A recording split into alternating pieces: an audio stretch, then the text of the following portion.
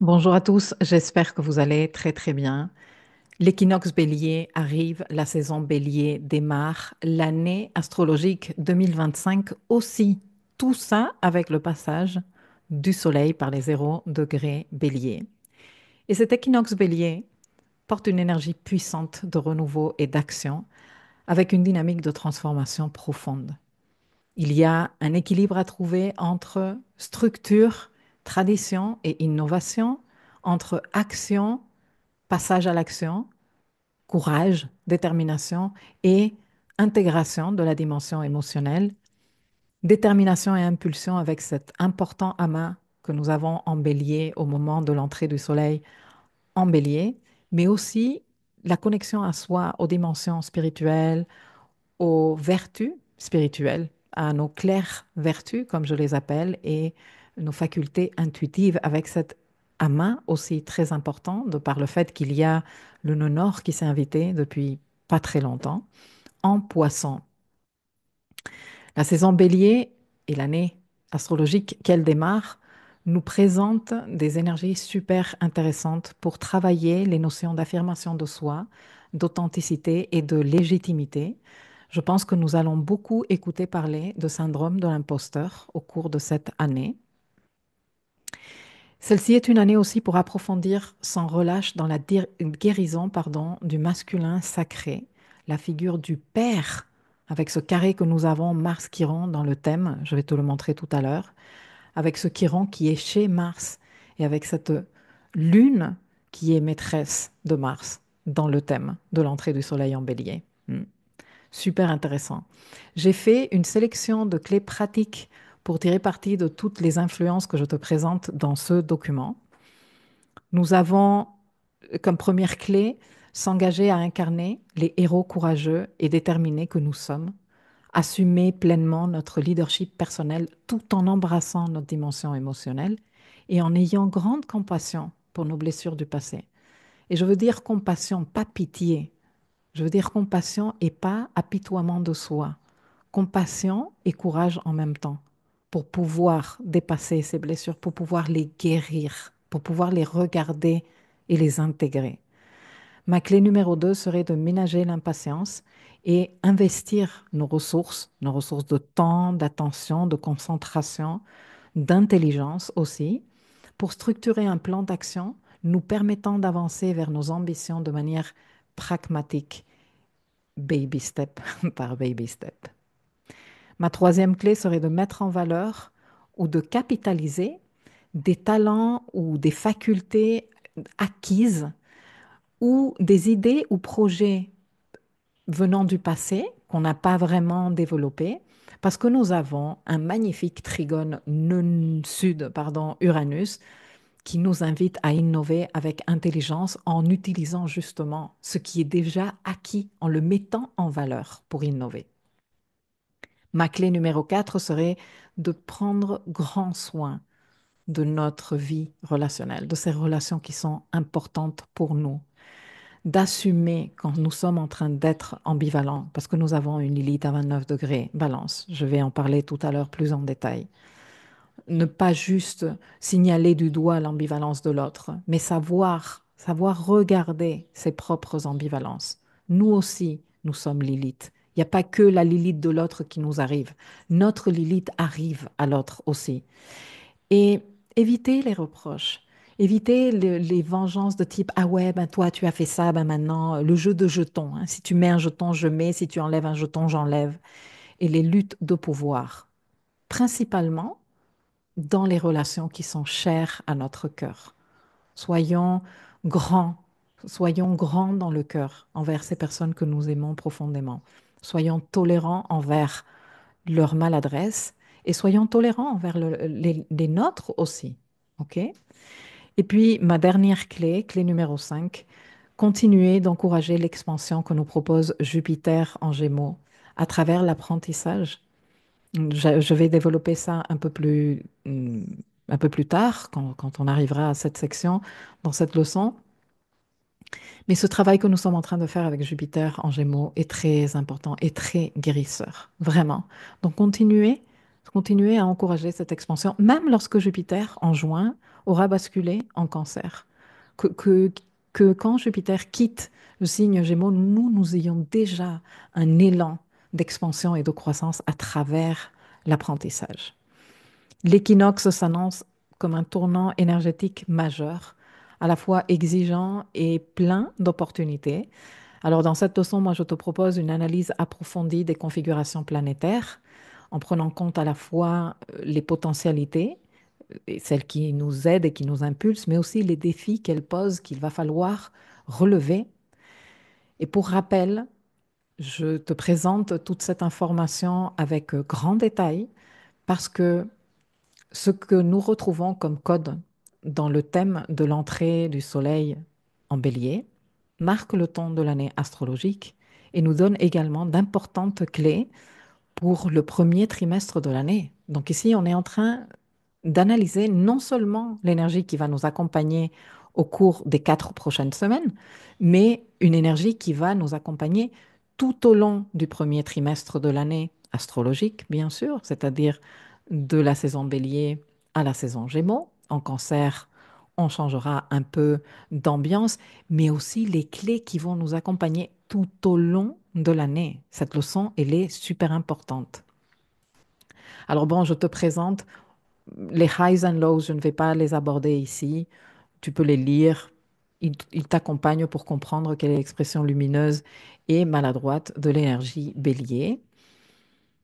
J'ai également créé ce calendrier lunaire et tu trouves une leçon dans le dossier Life Mapping où non seulement je te détaille les technicités de chacune des phases lunaires du mois, mais je t'explique, je te donne mes arguments astrologiques pour justifier pourquoi j'ai choisi les intitulés que j'ai choisis pour chacune des lunaisons, chacune de ces phases lunaires, dans le but de te donner des éléments pour mieux t'accompagner avec les processus de manifestation lunaire.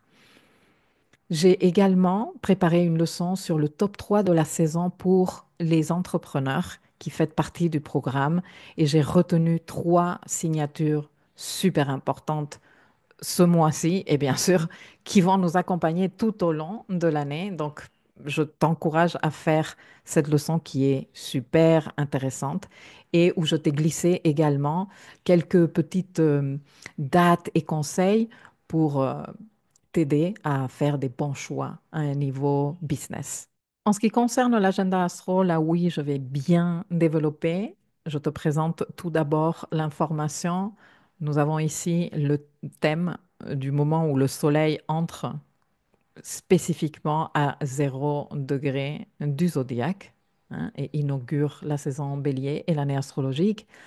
Je t'indique toujours les transits planétaires importants à relever. Tu trouveras cette information aussi dans le tableau de bord de la saison, avec ce soleil qui circule entre les 0 degrés et les 29 degrés 59 du signe bélier. Je t'indique également toujours le maître du signe et dispositeur de la saison qui est en ombre post-rétrograde, hein. Mars est en ombre post-rétrograde. Nous avons quand même 3 événements qui se passent ou 3 situations qui se passent en même temps au début de cette saison bélier et de cette année astrologique. Nous sommes en pleine saison d'éclipse.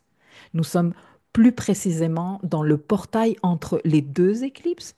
Nous avons eu une éclipse il y a environ une semaine.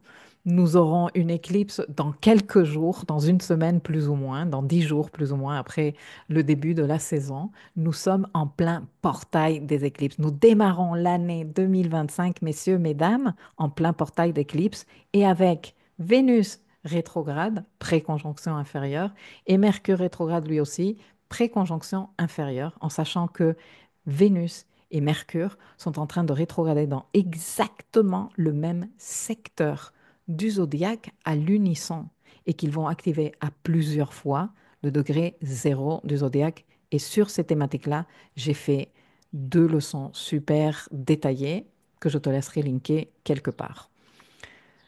Les énergies ou les événements que je t'invite à saisir et à cultiver, mais aussi à noter et à piloter parce que toutes ces clés, tous ces codes ont leur expression lumineuse et leur expression maladroite. Nous avons donc cet amas planétaire en bélier et cet amas planétaire en poisson, très intéressant. Nous avons également Mars, dispositeur de la saison, je te l'indiquais ici, mais il n'est pas juste ici en Cancer, il est au carré de Chiron, regarde, Chiron à 21 degrés, 21 degrés et Mars à 20 degrés, carré super serré, et trigone Uranus, Uranus qui est à 23 degrés Poisson. Ce Mars est out of bounds, hors des limites solaires, et la Lune, qui est sa dispositrice, parce que Mars est en Cancer, elle est aussi out of bounds, ladies and gentlemen, et je t'explique super en détail là tout de suite après. Nous avons un sextile magnifique, sextile Saturne-Uranus en cours, qui se perfectionne le 4 avril. Nous avons deux triangles mineurs que je te détaille à continuation, super intéressants. Nous avons un trigone nœud-sud-Uranus aussi super utile. Jupiter, qui est maître du nœud nord en ce moment, dispositeur du nœud nord, à 14 degrés Gémeaux, qui nous renvoie vers la conjonction Jupiter-Chiron 2023, pas parce qu'elle s'est faite à 14 degrés Gémeaux, mais parce qu'elle s'est faite à 14 degrés Bélier et que Jupiter est exactement au sextile de ce point qu'ils ont marqué. Et je te rappelle que nous sommes toujours dans un sextile entre Jupiter et Chiron, dont je te parle tout de suite après. Et ce Jupiter, il est aussi en train d'activer le VSP, le Venus Star Point 2024. Très intéressant. Et puis nous avons une Lilith quand même à 29 degrés balance. Tout ça va nous accompagner tout au long de l'année. Donc je vais le détailler à continuation. Écoute bien, prends de quoi noter.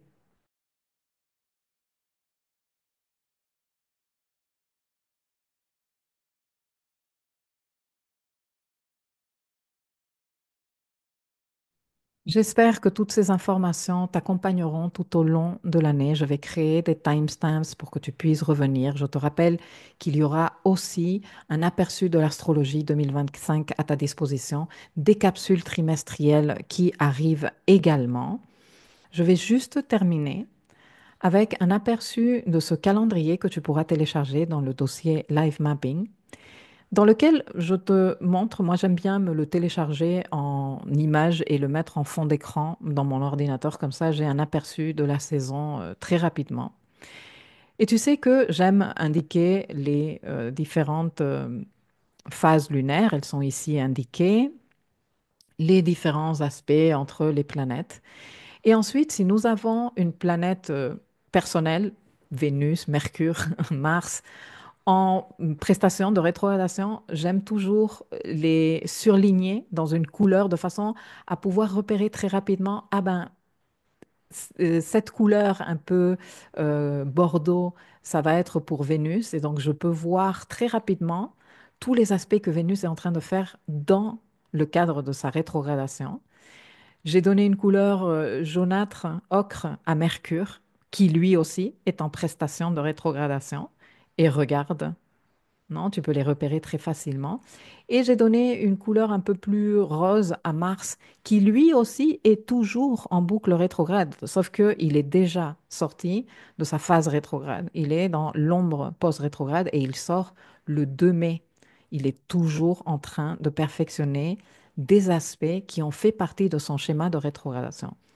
Pour te dire à quel point, quand tu as un regard rapide sur ce qui se passe au cours de cette saison bélier, nous sommes encore bien profonds en train de travailler avec les trois planètes personnelles, les schémas de rétrogradation. Hein, c'est super intéressant que si on élimine tous les aspects que font Vénus dans sa rétrogradation, Mercure lui aussi et Mars dans sa boucle rétrograde, il ne nous reste pas grand-chose à part les phases lunaires, la conjonction Soleil-Chiron, la conjonction Saturne-Nord, qui fait partie des signatures que j'ai détaillées dans l'astrologie pour entrepreneurs. Et voilà, le sextile Soleil-Pluton et pas plus. Ah, et bon, le sextile Saturne-Uranus. Et pas plus, messieurs et dames. On est à fond en train de travailler avec les planètes personnelles. Ce qui fait de cette saison une saison super importante pour réfléchir à ce bilan 2024, à la vision 2025. Être en train de nourrir cette vision aussi tout au long de la saison bélier et commencer aussi à poser les bases de ce plan d'action, à faire le premier jet de ce plan d'action 2025 avec lequel toi, tu vas t'accompagner tout au long de la saison. Pour info, le 4 avril, je te donne rendez-vous à midi, heure de Paris, pour faire une session roadmap et que nous puissions asseoir ton plan d'action. Alors, vas-y, mets-toi au boulot. Moi, je te souhaite une très dynamique et inspirante saison bélier et je te vois bien très bientôt dans cette réunion. À très vite.